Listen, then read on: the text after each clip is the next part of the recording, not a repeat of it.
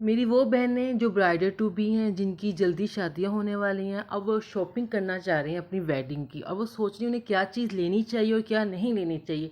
आज की वीडियो मेरी उन बहनों के लिए है। तो अस्सलाम वालेकुम माय यूट्यूब फैमिली, कैसे हैं आप लोग। और जी वेडिंग सीजन स्टार्ट हो गया है। ये बेहतरीन मौसम होते हैं शादियों के, ठीक है ना। तो मेरी बहुत सी बहनों की शादियां होने वाली हैं। वो शॉपिंग करते वक्त ना ऐसी भी चीज़ें ख़रीद लेते हैं जो आगे लाइफ में उनके बिल्कुल काम नहीं आती, पड़ी पड़ी ख़राब हो जाती हैं या फिर किसी को आगे देनी पड़ जाती हैं। तो उसके मैं थोड़ी सी गाइडेंस, मतलब कोई गाइडलाइन दूंगी कि मेरी बहुत सी बहनों को इस मामले में शॉपिंग करते हुए हेल्प होगी। तो सबसे पहली बात तो ये ना, आते हैं हम कपड़ों की तरफ। यार कपड़े आप देखो कि बंदा ना शॉपिंग करने से पहले, कपड़े खरीदते वक्त पहले ये सोचे कि शादी के बाद उसे कौन से कपड़े ज़्यादा चाहिए। देखो हमारे यहाँ ये गलती होती है कि ना लड़कियाँ सबसे ज़्यादा ना फैंसी कपड़े ले लेती हैं। यकीन करें जो फैंसी कपड़े हैं ना, फैंसी, वो सिर्फ शादियों में ही काम आते हैं पहनने के लिए। आम लाइफ में आप कहीं घूमने फिरने जा रहे हो, कहीं होटलिंग करने जा रहे हो, किसी के घर जा रहे हो, हालांकि दावतों में भी नॉर्मल जो होते हैं ना, फैंसी नॉर्मल, वही पहने जाते हैं। चमकते धमकते कपड़े नहीं पहने जाते, वो सिर्फ शादियों में पहने जाते हैं। तो होता क्या है, जब ज़्यादा फैंसी कपड़े बन जाते हैं वो पड़े ही रहते हैं, बहुत कम यूज़ में आते हैं। बहुत होगा आपने एक सूट एक बार पहन लिया, दो बार पहन लिया, इससे ज़्यादा नहीं पहने जाते। तो आप ये देखो कि किन कपड़ों को आपको ज़्यादा चाहिए। जैसे कि हमें आम रूटीन के जो कपड़े हैं ना, नॉर्मल कपड़े, वो ज़्यादा चाहिए कि घूमने फिरने के लिए, होटलिंग करने के लिए, घर में पहनने के लिए अच्छे कपड़े ज़्यादा चाहिए। तो वो वाले कपड़े आप ज़्यादा बनवाओ। फैंसी हैं, आप 5-6 जोड़े अच्छे बनवा लो, ठीक है ना, जो आपके हर जगह काम आ जाए। इससे ज़्यादा कपड़े बनाने का ना, फैंसी कपड़ों का ना होता ये है कि वो सिर्फ शादियों में काम आता है। आप ये चीज़ देख के ही लो। और फैंसी कपड़ों में भी वो चीज़ें लो जो आपने वाकई पहननी है, जो, या वो चीज़ें जो आप शादी से पहले भी पहनते रहे ना, वैसी चीज़ें बनाओ। इसकी एग्जांपल मैं अपने एक जानने वाली की दूंगी कि उसे ना साड़ियाँ पहनने का बड़ा शौक था, ठीक है ना। उसने अपने जहेज़ में भी 2 साड़ियाँ ली, उसे अपने ससुराल से भी 3 साड़ियाँ मिली, ठीक है। और अब उसकी शादी को माशाल्लाह 10-11 साल हो गए।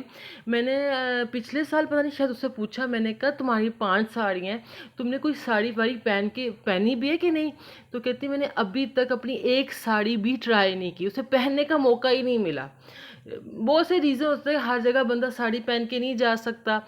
समटाइम्स साड़ी पहनने का मौका होता है तो बेबी होने वाला होता है या फिर बेबी होता है पास, उसको संभाले के साड़ी को संभाले, मतलब बहुत से रीज़न होते हैं।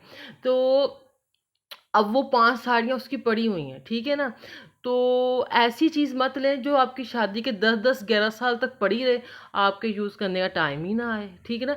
जब भी आपने पहले तो सबसे लिस्ट बनाओ, ठीक है ना, कि वो कौन सी चीज़ें जो मेरी शादी के बाद ज़्यादा मैंने यूज़ करनी, मेरे ज़्यादा यूज़ में आएंगी, वैसे ही कपड़े बनाओ। फिर हम आ जाते हैं शूज़ पे। मेरी बहुत सी बहनें ना शादी के चक्कर पे हील्स वाली जूतियाँ ले लेती हैं। अतः आम रूटीन में वो इतनी हील्स पहनती नहीं जितनी हील्स वाली जूतियाँ वो अपनी शादी की शॉपिंग पे ले लेती हैं। होता फिर क्या है, जब पहनने की आदत नहीं होती तो फिर पहनी नहीं जाती, शादी के बाद भी नहीं पहनी जाती। जिनको नहीं ना आदत होती वो नहीं पहनी जाती। जो तो मेरी बहनें शादी से पहले भी हील्स सही मायनों में यूज़ कर रही है ना, वो लें, ठीक है ना। लेकिन जो पहने बहुत कम यूज़ करती है ना हील, वो अपनी शादी की शॉपिंग में भी हील्स कम ही रखें, कोई एक आधा ही पीस रखें। क्योंकि जो पहले यूज़ नहीं ना कर रहे होते, यकीन माने वो शादी के बाद भी उन्हें इतना ज़्यादा यूज़ नहीं करती। और शादी के जूतों में भी ना मेन ऐसे 2-3 कलर्स रखें जो हर ड्रेस के साथ चल सकें। जैसे ब्लैक है, हर सूट के साथ चला जाता है। वाइट है, हर सूट के चला जाता है। कोई डल गोल्डन कलर का शूज़ है, वो भी हर किस्म के सूट के साथ चल जाता है। अब आ जाते हैं हम लोग हैंड्स बैग्स पे। मेरी बहुत सी बहनों को हैंड बैग्स बहुत पसंद होते हैं, क्लच बहुत पसंद होते हैं। पर बिलीव करें, या तो हो ना, हम बहुत महंगे ले लें। बहुत महंगे का मतलब फिर बहुत ही महंगे होता है। आम तौर पर जब हम जो 10-5 हज़ार के, 4 हज़ार के हैंडबैग ख़रीदते हैं ना, यार उनकी एक लिमिट होती है, ठीक है। हम काफ़ी सारे ख़रीद लेते हैं, मुख्तलिफ़ कलर्स के ख़रीद लेते हैं, पर शादी के बाद वो इतने यूज़ में नहीं आ पाते। कोई बंदा 1-2 हैंडबैग ही ना बार बार लेके घूम रहा होता है। तो होता पता क्या, और मैंने अक्सर लोगों के बातों से सुना है कि उन्होंने 7 8 8 हैंड बैग्स ले लिए शौक में ले लिया कि मैं इस कलर का भी ले लूँ, इस कलर का भी ले लूँ। तो रियल जब शादी के बाद वो हैंड बैग इतने यूज़ आए ही नहीं, और वो पड़े पड़े ही ख़राब हो गए। ऐसे ख़राब हो गए कि फिर दोबारा ना किसी को देने के काबिल रहे, ना खुद यूज़ करने के काबिल रहे। तो हैंड बैग पे ज़रा हाथ होला रखें। कोई एक दो ज़्यादा से ज़्यादा 2 3 इतने अच्छे ऐसे कलर्स के ले लें जो आपके हर ड्रेस के साथ चल सकें, इस तरह के ले लें। और मतलब ब्लैक सबसे बेस्ट है, ठीक है ना।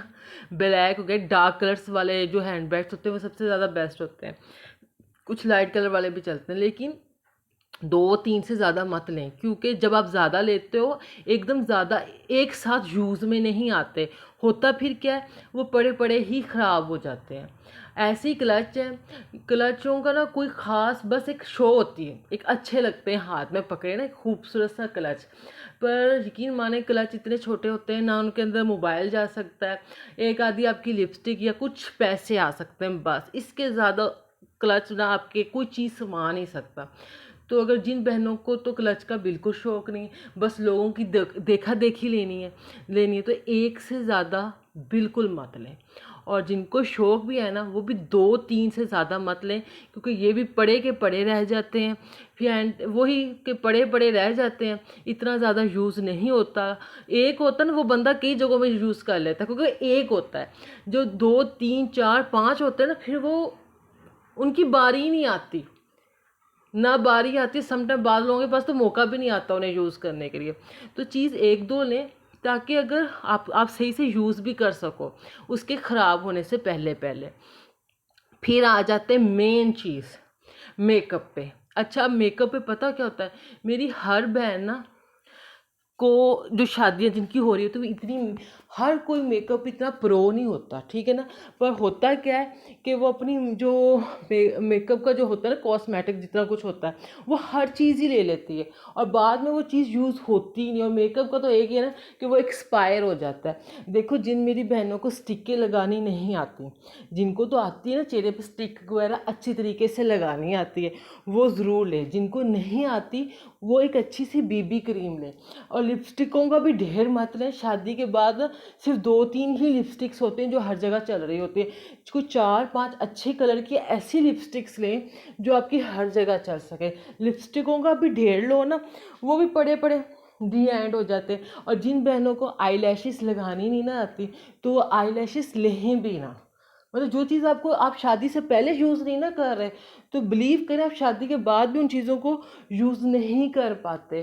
तो आप लिस्ट बनाओ कि आपको अपनी आम रूटीन में मेकअप का या स्किन केयर का कौन कौन सा सामान हर हाल में चाहिए, बस पहले उसकी लिस्ट बनाओ, ठीक है ना। तो आपको क्लियर हो जाएगा कि कौन सी चीज़ें मैं डेली यूज़ करती हूँ, मैं वीकली यूज़ करती हूँ, ये मुझे चाहिए।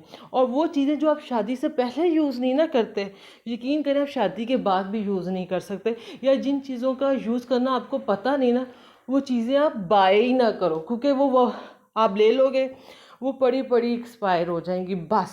इससे ज़्यादा ना उन बेचारे मेकअप का ना कोई भी रोल रहता नहीं है।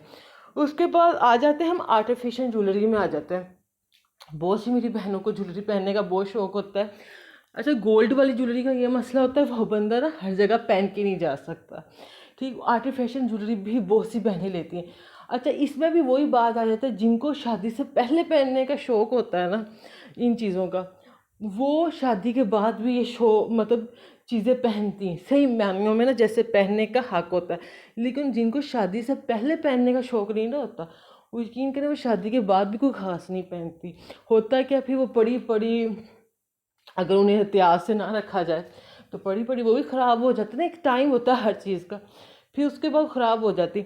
तो आप अपना शौक़ देखो, अपना देखो कि ज्वेलरी लेते हुए, मेकअप लेते हुए, कपड़े लेते हुए, जूते लेते हुए, ये देखो कि इसका मेरी रियल लाइफ में शादी के बाद, मेरी जो शादी के बाद जो लाइफ स्टार्ट होगी, उसमें मेरा कितना इन चीज़ों पर यूज़ है, कि मैं इन्हें कितना यूज़ कर सकती हूँ। सबसे नंबर पर लिस्ट बनाएं, सबसे नंबर 1 पे वो लिस्ट रखें जो आपको हर हाल में चाहिए, वो आपकी ज़रूरत की चीज़ है। फिर नंबर 2 पे रखें जो आपको कभी कभी चाहिए, और नंबर 3 पे फिर वो चीज़ें रखें जो आप शादी के बाद आपको नहीं लगता कि आप एक आधी बार से ज़्यादा उसे यूज़ कर सकते, तो उसको बिल्कुल ही दी एंड कर दें। तो फिर आपको अपनी शादी की शॉपिंग की लिस्ट बनाने में आसानी होगी। अच्छा जी, आज मैं अपने ब्लॉग के बारे में बता देती हूँ। हमारे घर के पास ना एक करीबी बाज़ार लगता होता है, तो आज हम वहाँ पे गए हुए थे। यकीन करें, अक्टूबर स्टार्ट हो गया पर दिन बहुत गर्म है, बहुत गर्म है, सही पसीने आ गए थे। पर अल्लाह का शुक्र है कि रातें ठंडी हैं। मेरा आज का ब्लॉग अच्छा लगे तो लाइक कर लीजिएगा, चैनल को सब्सक्राइब कर लीजिएगा। जहाँ जहाँ हैं खुश रहें, आबाद रहें। जो ब्राइडल टू बी है मेरी बहनें, अल्लाह उनका नसीब अच्छा करे और उनके लिए आगे आसानियाँ पैदा करे। आमीन सुमा आमीन। अल्लाह हाफिज़।